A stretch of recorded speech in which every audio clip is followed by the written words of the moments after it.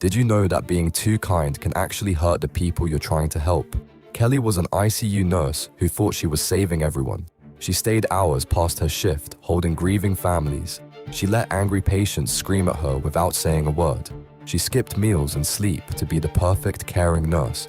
But Kelly had a problem. Her need to fix everyone came from a dark place. As a child, she learned that her worth came from taking care of others' pain.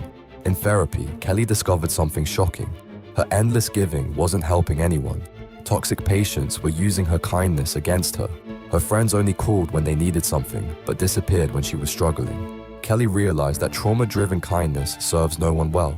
She learned to set boundaries while still giving excellent care. The result?